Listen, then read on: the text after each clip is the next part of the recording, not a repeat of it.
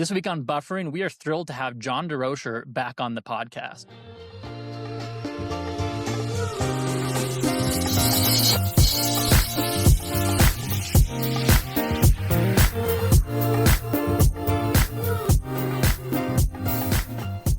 And since we last spoke to John, he has been promoted to Chief Operations Officer here at Calix. So I'm not saying that happened because he was on Buffering back in January, but the two things did happen this year.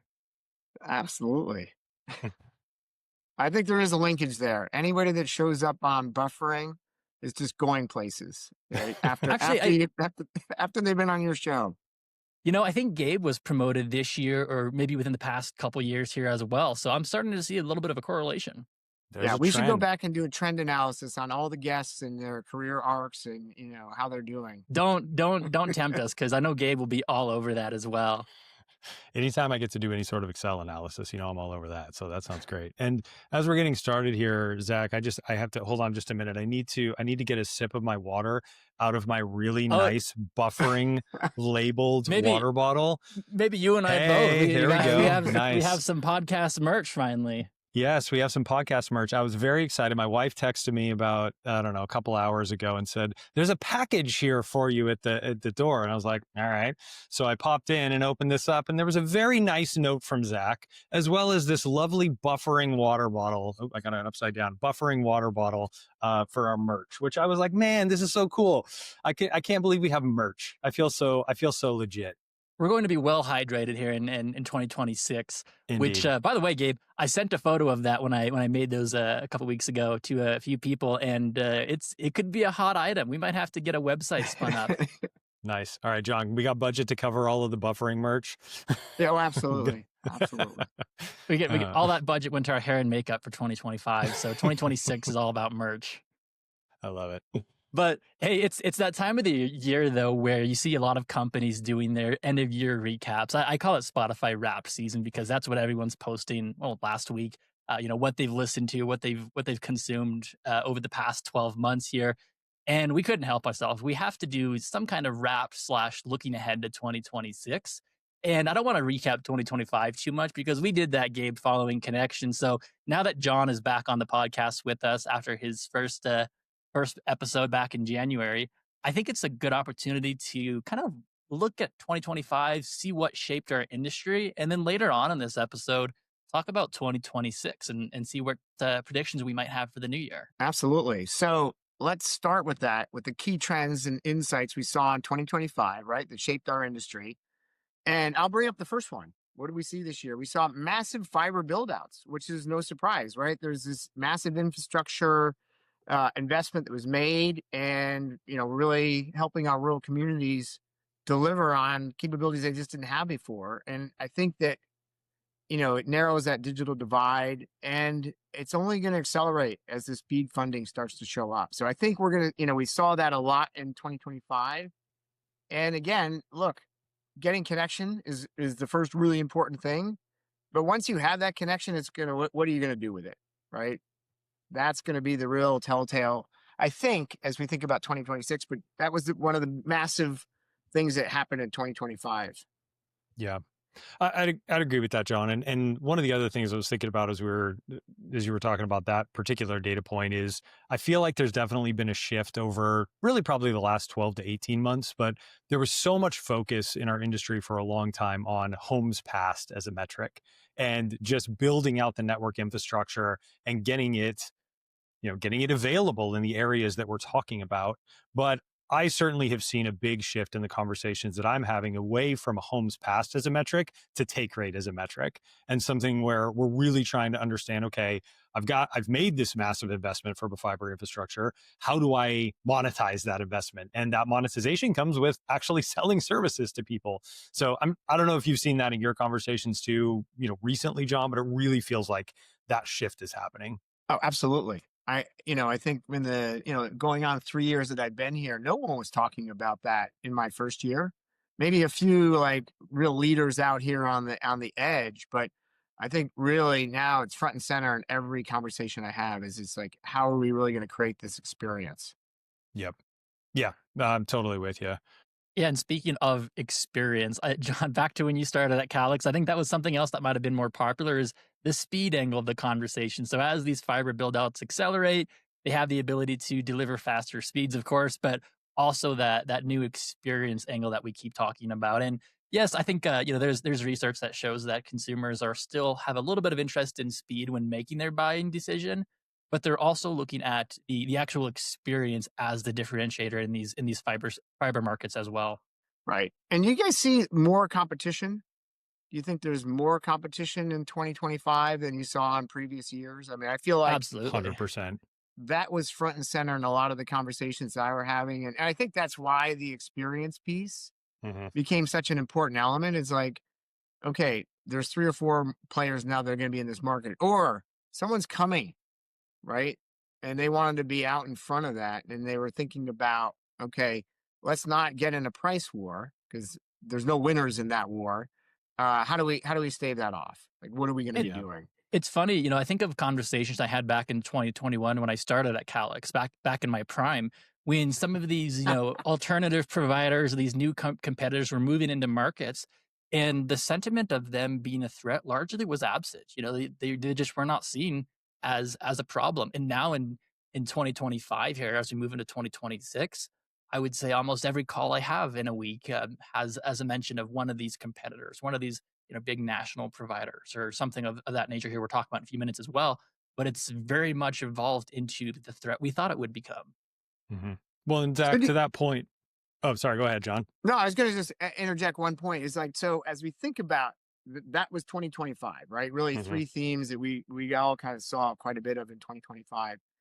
Do we think that those will all continue to 2026? Do you think those will be like, again, the table stakes for 2026? I'm going to say it's not going to continue, it's going to intensify. I think we're going to see a lot more of this. I would completely agree with that. I think that's a great word, Zach. And the competitive language or the competitive angle specifically, I think is going to intensify. John, you're spot on. There are definitely more competitors now than we've ever seen in this space, including some new ones that we'll talk about as we get a little bit further into the podcast. But even those large national providers that Zach was talking about, I recently saw a large national provider offering free internet, and you have to sign up for their mobile service in order to get that free internet. But it was free internet for life was the offer that they were making. That's a wild, we talk about price wars and aggressive tactics and things like that. And that's a massive, large national provider who's been struggling acquiring customers over the past, 18 to 24 months. And they're starting to get extremely aggressive in trying to, add those subscribers on. So as a broadband service provider who's thinking about how do I compete with free, well, it has to be innovation. That has to be the innovating the experience to make sure that you're thinking different about the actual experience that you're delivering to people. Otherwise, you're going to be in an extremely tough spot. Gabe, I have been targeted by ads from that national provider. I know who you're talking about without even saying their name because I've seen their ads, and I've also churned from said provider as well. So I'm just going to add that in there. Yeah. Yeah, I think, by the way, it is an attention getter, right? When you think about somebody saying free, I mean, it almost forces you to investigate, right? If you're not Zach and already know what that experience is like, it's an attention getter, and you're like, huh. I'm like, I have to look at this. I'm obligated to really understand the finer details of that. And because for life is a crazy offer, right? That's the other part that's crazy is I think I said free internet for life was the tagline. I actually think it's free internet forever is the actual tagline, but still same outcome, right?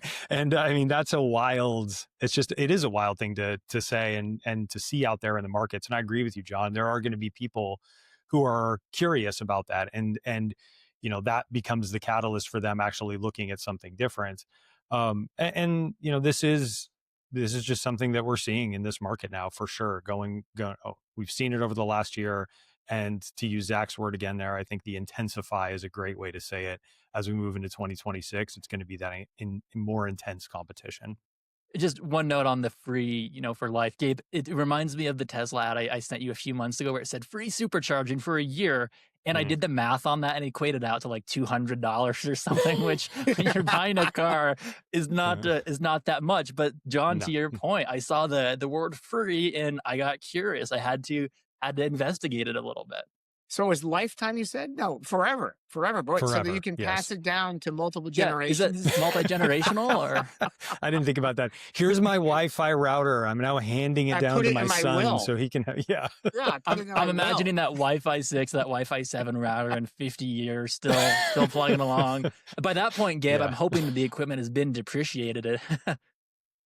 Yes, let's hope so. But Man. let's talk about the experience provider again a little bit here, because I mentioned, BSPs moving into this BXP, this broadband experience provider mindset. Managed Wi-Fi, smart home devices, all these engagement platforms have really gained traction. And I think, again, it ties back to the competition. You're competing with a lot of broadband service providers, but what's next? How do you innovate beyond that broadband service? Well, I know that, John, I'd be curious to hear your perspective on this, but, I know personalization has been a big key topic, that we've been talking about. I know your team's been focused on, how do we help our customers personalize the offers that they're delivering? Maybe you could just talk a little bit more about that and what you've seen over the last year. I mean, I think that's, talked about. I haven't seen it Mm, at scale yet. I think, again, the early adopters, the really bleeding edge people are really looking to deliver that. But I think there's still even an opportunity. Yes, we should be doing that. Let's say yes to that. But I don't see it happening. But I think with this new AI revolution, that'll be the great unlock, where that becomes something that's attainable. Because I think, mhm, everybody would like to do it, but they couldn't figure out how to do it without so much resource allocation to make it happen. They couldn't really make it work, right? They couldn't focus on that for that really small one, and then saying, "Oh, I left the whole market behind here in terms of what my messaging was." yeah. I think back to the, Amrit brought this up last week where we were talking a little bit about that marketing segment of one, right? Are really trying to get very targeted with personalized messages to a specific segment of people or maybe an individual person. And his point, I think, was similar to yours, John, in that, big companies historically have had the ability to do that. And there's another word that you use there that I think is really important, which is scale, the ability to do that at scale. And, his point was, okay, these large companies have had the ability to do it. AI will democratize that ability to be able to scale down that personalization to any type of provider, any type of company, based on that technology. I think that's a really interesting way to look at it. Who Gabe, do are you you think's doing counting? this well today? Sorry, Zach, but who do Go you think's ahead. doing this well today? Like, if you think about somebody that would say, if somebody asked me, right, who's like the market leader in personalization? Who comes to mind? Good question. I know who Zach. I can tell who Zach's going to say. I I know want who to he's going to let's hear say. your prediction, Gabe. Well, I was going to say Rivian was going to be my prediction. And going back to not only the conversation that we had a couple of weeks ago or a few weeks ago on the podcast about the very personalized email that Zack got from a marketing perspective, Zack shared some information with me yesterday about some of the recent announcements from Rivian around how they're actually pulling the data from their vehicles to then pull that back into their manufacturing process to make sure that they're personalizing the experience of the cars that they're building. And they're doing that based off of a data-driven and AI-driven approach of leveraging that data to personalize the experience of what's actually, again, going into the product. That to me is like the future of what personalization looks like, where you're leveraging these data points throughout that entire customer journey to then, again, build a better product in this case. And Sorry, Gabe, Zach, not to steal your Rivian comments, but that that's was the one that comes to mind that for was me. that was the one that comes to mind here. And just to Uh, build off the comment from yesterday is, I think traditionally we've seen, okay, we have this data. How can we use it in our marketing? Well, great. Let's expand it into operations, service and support. Rivian, of course, a little bit different of a company, but taking that real-time data down to their manufacturing facilities is going to be, I think, game changer. I don't know what else to call it. But mhm. like I said, real-time data feedback loop, that's going to be huge.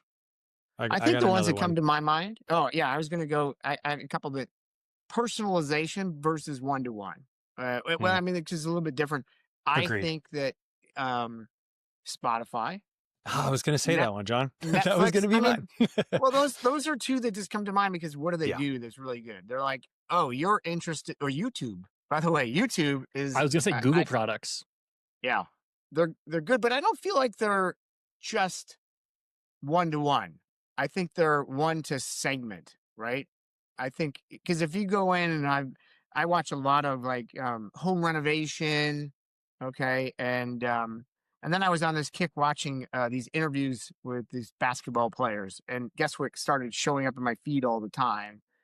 That, but it didn't take into consideration my past history. It was Mm, really just saying what I looked at last, and so I think if it were really personalized, would it go back and it would mind the maybe year, 2 years, and really try and fine point that somehow, and ask, maybe even ask me, does this look, is this the type of thing you're interested in? And they always give you a choice, like this segment or this, they give you that choice on the YouTube banner, but there's no opportunity for me to say, it's really this. Your categorization doesn't is not what I'm looking for. I'm looking for this. But I can't mhm. have that interaction with it. I think that's when you're really personalized, when I can actually influence that personalization even more. Not just the data that they've mined about me, but me on the other end controlling that. I don't know. What do you guys think about that? Yeah, I would agree with that. And to go back to the Spotify example, I think about, the suggestions that they make from a song perspective or an artist perspective. It is really tailored to all of the different types of music and podcasts and other things that I'm consuming on that platform.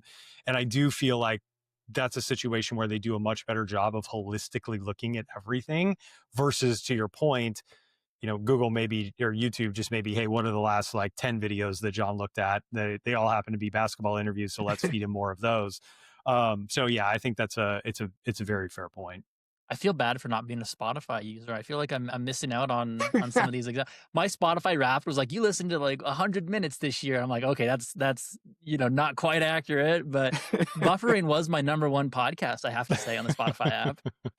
Nice, love it.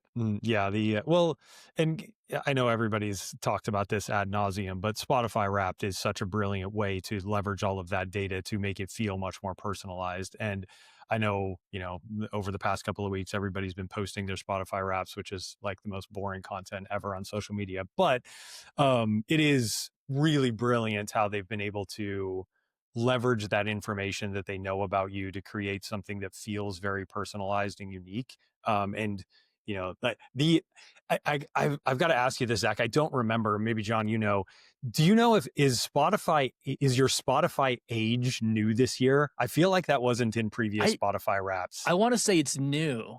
Okay, I feel like that's new this year, and it was hilarious seeing all of the content that came out of that. You know I what's really you know want to what's ask John what his Spotify age is, but I'll refrain. You know what's funny about the whole Spotify thing though is, number 1, the meme of like I don't know if I sent this to you or not, but it's people posting like their rap and like, "Oh, this is so me," and it's like, well, yeah, it's data from you, like it's Yes, it's personalized to literally you. data. But the funny thing about Spotify Wrapped is I think just the explosion of everyone taking that and then posting it on their social media, sharing that.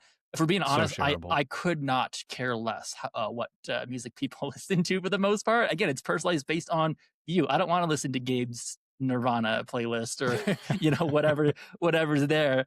But I think it's just funny how this spread like wildfire on social media. Everyone posts their Spotify Wrapped. I told you I've got a little bit of FOMO. I don't really know what my true Spotify Wrapped would be since I don't use it.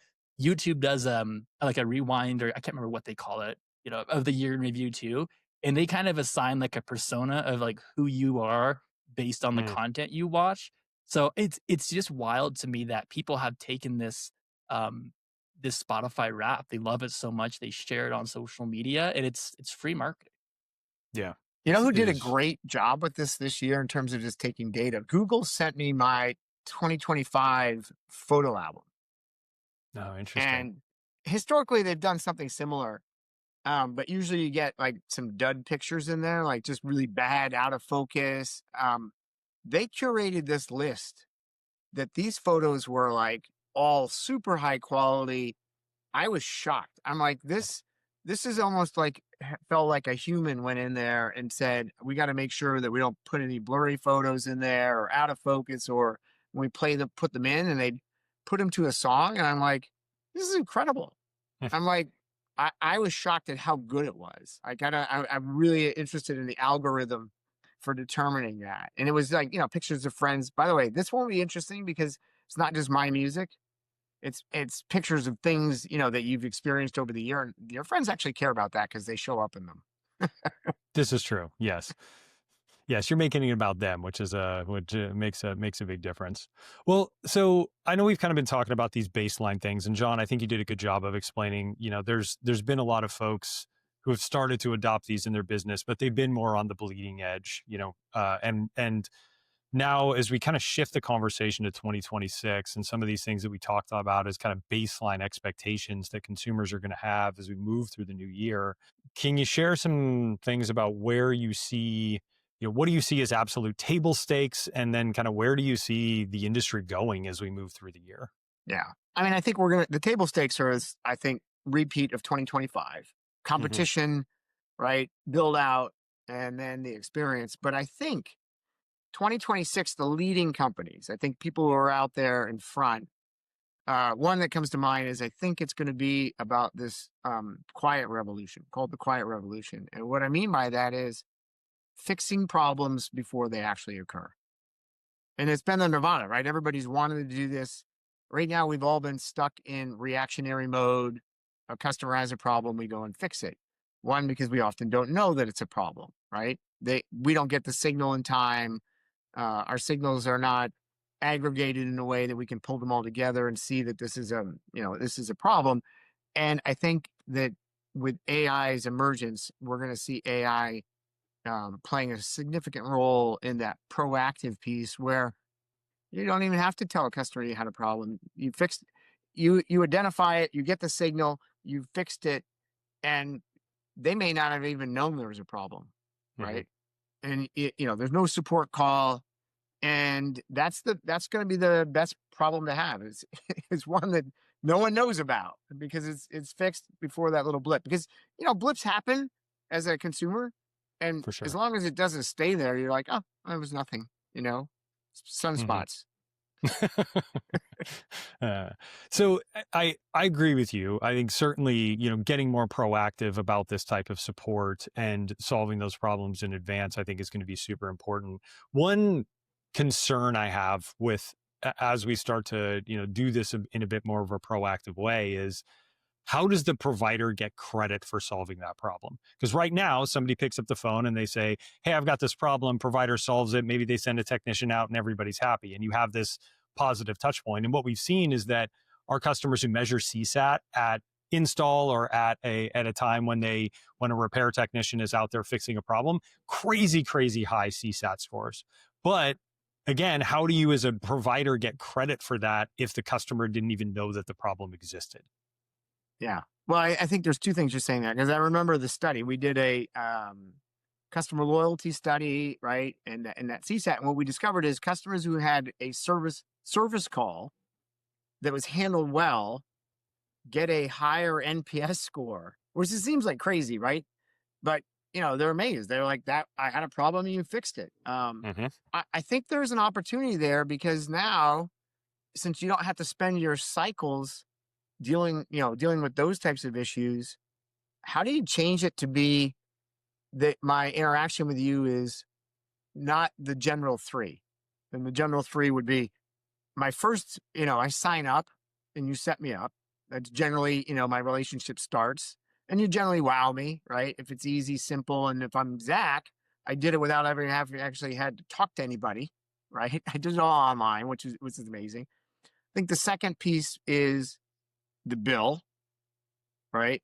I get that bill, and that's my interaction point. And then the service call. If the service calls go away and you're now left to the bill, I think you got to be rethinking your strategy, right? I think there's an opportunity there, because you won't get credit. Like your point, I don't see how you get credit. I mean, you can send them as we suggest, the number of security things you've blocked and all that. That's great, but that's not talking about problem solved. It'd be weird to get an email and saying, here are the 5 problems I solved that you never knew about. I'm like, well, good. You're doing your job. You're providing a high quality service, right? Yeah. I probably wouldn't give you credit for that. It is that hard balance.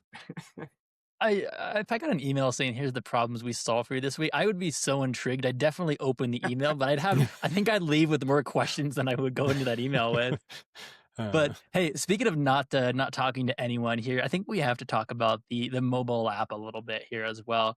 I'm of course a big mobile app fan. If your company has a mobile app, I either have downloaded it, it's on my phone, or I downloaded it and it was just a terrible app and I deleted it. So as we talk about the BSPs or the BXPs, I should say, and having that subscriber app, I think this is what's opening the digital front door. It's almost that digital storefront that I've talked about in previous episodes as well, that you can use to further your personalization and engagement to drive loyalty. I absolutely agree with that. I think that's going to be the next frontier of establishing some open connection line, right? Open communication line with your customer, and make it two-way, because a lot of it is one way, right? Mhm. An email is one way. It's like outbound, but how do I interact with you in that in a different way that's maybe not just about service? I think there's a real opportunity there. I think there's taking that app and thinking about going forward.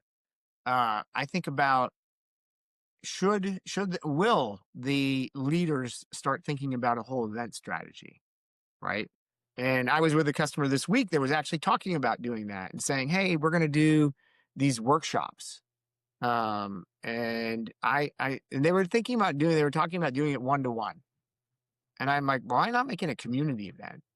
Mm. Because there's, you always learn from someone else is doing it. Like, I didn't think to ask that question. There's always somebody smarter than you in the room, and they have better questions, and you learn something you're not. I think there's a real opportunity to one, have that, that virtual experience through the app, but then there's more intentional event strategies that I think they could have that would bring everybody together and help them understand what you have to offer, and be proactive and play maybe a more significant role, because these companies are technology companies. They know how things work. AI is around the corner. People are a little bit fearful of AI. We were in a conversation with some customers yesterday in our leadership advisory board, and they're like, we don't want to use the word AI when we talk about that. But you can, like, agentic workforce, that sounds more positive, right? And they were talking about doing outreach, just community outreach through events to discuss, the power of AI, what it can do for you, and that maybe it's not as evil as everybody may think it could be. It's not going to destroy the world like Skynet. I Yeah, hope no, not. I'm. It might, but yeah, who knows? No, it's a fair point, John, and I think you bring up a really interesting point around the like digital touch points as well as the community touch points. The word you use there too, community, and I don't know that I've seen a provider do this, or maybe just not do it well, but there does seem like there's an opportunity to build a digital community, whether that's through the app, whether that's through the website, whether that's even in personal conversations where customers are helping customers. And that's certainly, SaaS companies all have a community, and it's certainly because they want to see people coming together to talk about their solutions. But a huge reason for it is because then the customers are answering the questions for each other, versus having Right. to throw a bunch of resources at it to solve those types of problems and answer those questions. It'd be really interesting to see a BSP actually stand up a proper community, on their website, where they have people engaged in that conversation and helping each other out. I feel like Zack would be the number one poster on his BSP's Is there like community a page. loyalty system in this, or like can I Ooh. Sure, earn love points? that. Well, this and this Yes, even and better. Gabe, I hate to say it to you, but Facebook is not the community for your BSP. I feel like people go to Facebook when they have problems and vent, and that's something you should be proactive with. But I mean, even going back to the app, how do we make this a two-way channel? I think one of the most depressing things you can do with an app is, in our case, say use it at the time of install, and then it sits on your phone, and you don't open it for the next 2 years or the next 6 months, whatever that may be. And if we can avoid doing that, open up that two-way channel, I think it's I'm thinking of a lot of ideas right now, but I gotta save them here and see if I'm right in 2026.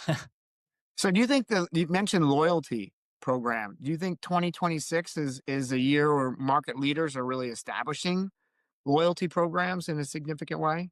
I think it's I it's would. going to be a point, especially with competition. You have to. Gabe and I just had a conversation this week, and I shared it with a customer as well. We had our business insights team have this list of promoters who are actively promoting their business, responded positively to the NPS study. And what better opportunity to, introduce them to a loyalty program? They're already speaking highly about your business, about your company. What if they, went down the street and said, "Hey, neighbor, you should sign up with my BXP or Gabe's BXP here because I've had such a great experience." And to basically turn that into, the best salespeople for your organization, maybe your customers. And I think that's where that's going to tie in back to that competition angle as well. What can you do that your competition can't do as a local provider? Hmm. I think that's a great call, and I'm so with you on that NPS. Anybody who is listening to this who has done an NPS survey and has a list of promoters that have said your product is great and we love it, and yes, we would tell our friends and neighbors about it, that should be a list of people that you are marketing to very aggressively. You should be reaching out to them. You should be letting them know that you have a loyalty program. And even if you're throwing, it doesn't have to be a massive amount of money. I've seen lots of loyalty programs that are a $10 bill credit, a $20 bill credit, but you could, if that's somebody who's going to be willing to go out and tell that story for you, it's a very, very cheap way to acquire a customer. And to Zach's point, in a very competitive landscape where you're having to potentially spend a lot of dollars or invest a lot of dollars to get your message out, that could be a fantastic way to inexpensively get that message out and get it to a set of folks that are really passionate about the service that you're delivering to them. A $10 to $20 cost of acquisition, Gabe? Is that what I'm hearing there? I think that's fantastic. It'd be like the cheapest cost of acquisition ever. I mean, yeah, we work in an industry which is very high. The average for this industry, I think, is like $600. It's crazy. So, you're usually having to invest a massive amount of money to get somebody to sign up. A $10 customer acquisition cost would be absurd. What about merch? Don't you think that if I was a loyal customer speaking on your behalf and you sent me a T-shirt or an umbrella or a water bottle, a branded water bottle, like Nice, I lovely would be buffering pretty. water bottle. Don't you feel like I would be heard like in a different way? Because I think the easy thing is to give the credit for sure, but the credit is a virtual thing. When I think you receive something, even though it's not a giant cost, right? I just think it's more meaningful. I don't know. Like if you sent Uh, me a box of chocolates, right? I think that would be awesome. I Thank you agree. for And representing us. tying it into the local piece too. Jade does a really good job of this. I don't know if you've ever talked to Jordan and Josh about what they do from a merch perspective, but they have great stickers that align to their brand. They also have really high quality like t-shirts that they give out. I have one that they gave to me one time when I was visiting them. It's a really nice t-shirt. I totally rock it. And they actually gave me one. This is where you really unlock this, John. Give them something for their kids. They gave me a t-shirt that my son wore to school yesterday. He rocks it, but it's branded Jade, but it also ties into their local community. And, that's a great way to differentiate yourself and, just gets to this experience provider that we keep talking about. It's leaning more away from just speed being table stakes and actually moving to a place where you're tied into the local community, you're knowledgeable about what your customers care about, and you're building an entire end-to-end structure and customer journey around moving away from megabits per second and moving it to a peace of mind, or whatever term we want to use to really lean into the service that this provider or that providers are delivering. Don't you feel it makes it feel For sure. It's I did this look back for my LinkedIn posts. Hmm. Just to kicks, I said, what were my most popular LinkedIn posts? And I really hadn't thought about it. I went and looked at which ones had the most impressions and interactions. I don't know if you saw that thing I posted about that. Number one was a thing about my son. Congratulations. It was like recognition, it was recognizing people. It was storytelling. And what is the commonality in all those things? That is a human interaction. It wasn't like, let me give you these best practices, and people said, "Oh, give me more." Right? I mean, interesting, but not as compelling. Right? People want to feel connected. They want to feel that human interaction, and I think that is something that the more that we can do that, I think the more successful we'll be. And I have that saved to give you my answer for what's the crazy, really provocative, out there 2026 item. Well, maybe that's a perfect transition to it. So let's do it, John. We gotta, we've talked about some stuff for 2026, but yeah, what is your what is your really crazy out there prediction for next year?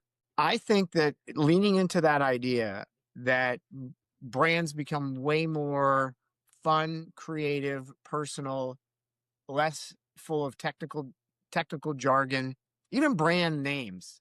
Like when I joined the industry, I'm like, does everybody have to have fiber and broadband in their name? Like, is that a requirement? Is there some federal mandate or local state mandate that it must describe them as that? I think there's a real opportunity to be more fun, Hmm. and I think of a brand, there's some really fun brands out there that are a little bit irreverent. I really like them.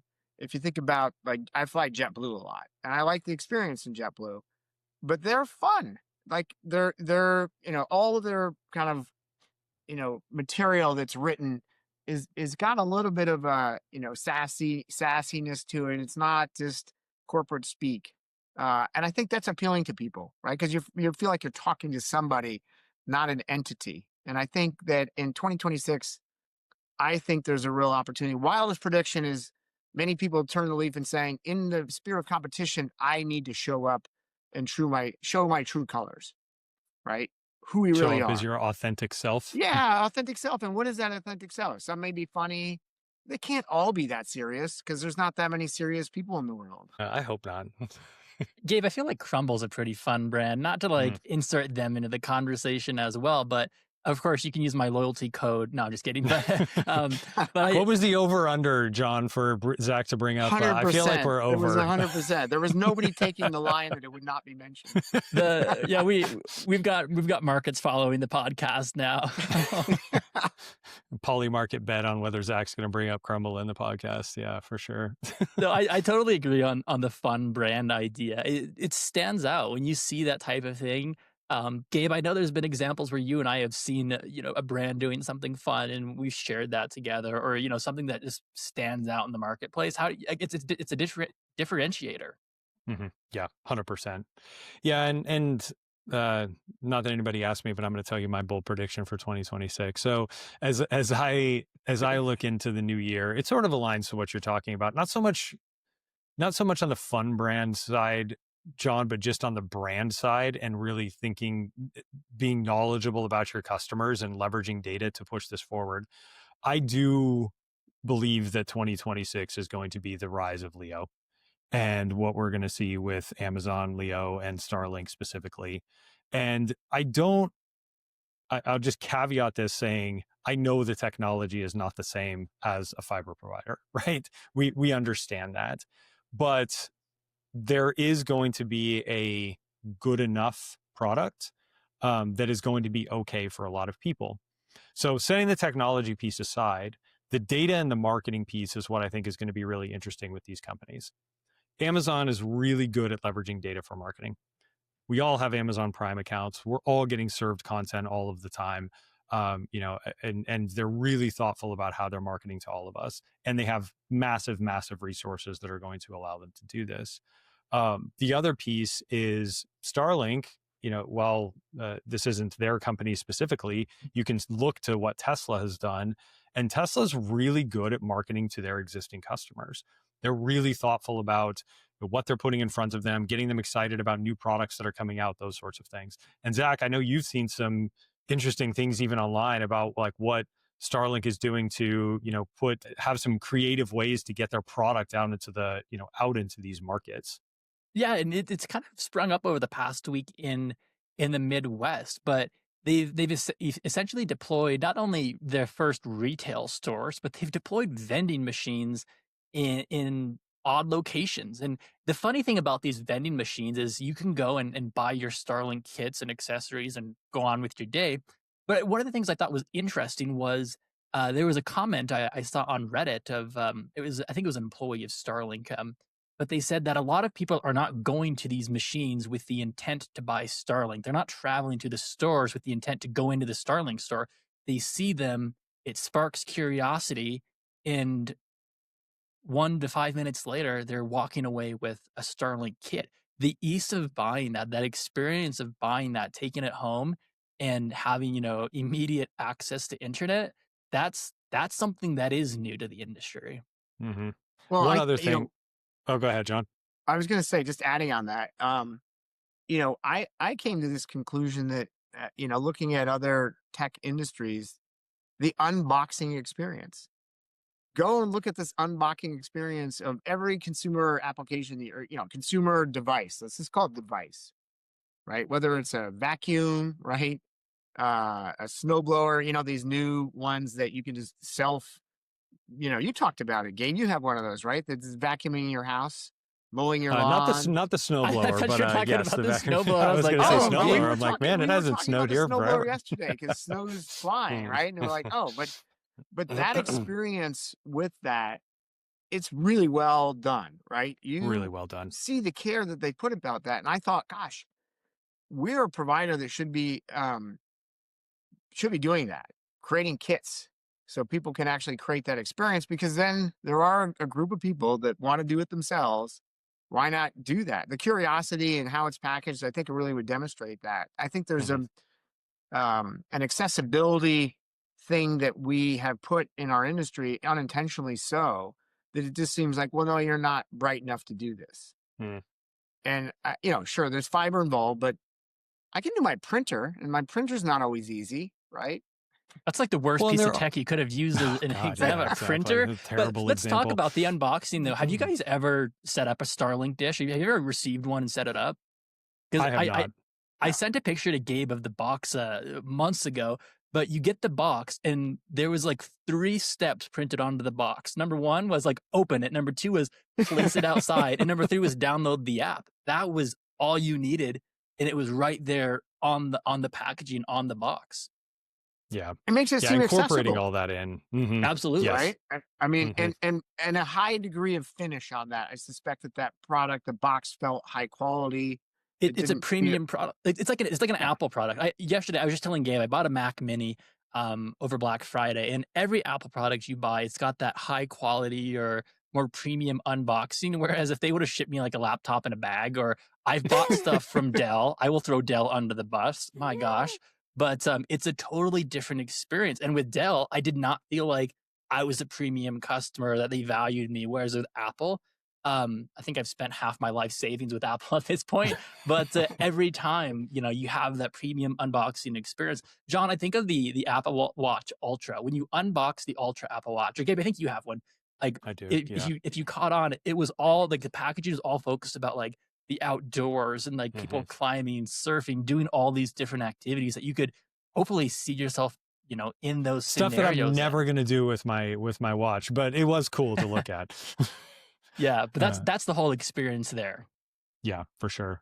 One thing I forgot to mention when we were talking about the Starlink piece of this too is the halo effect that I think Starlink is going to get out of their United partnership.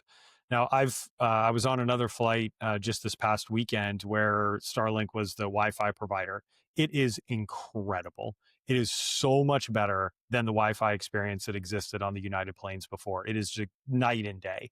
And I don't know that I've told this story on the podcast, but it's so easy to get on. It's so much better. I actually ran a speed test the first time I was on a United flight with Starlink, and the speed was like 400 meg down. It was insane.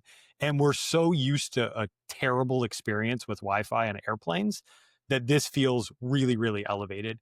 And they're also now offering. There was a big banner that was popping up on the back of the headrest right in front of me that said you could get Starlink for free for a month if you were a United rewards member, which I thought was really interesting.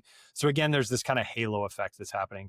John, I'd be curious to hear your perspective on, do you see ways that our customers can start to do this? And, yes, they can't get a partnership with United, but are there ways that they can, partner with local communities and local businesses to have this kind of halo effect that I think Starlink is going to get?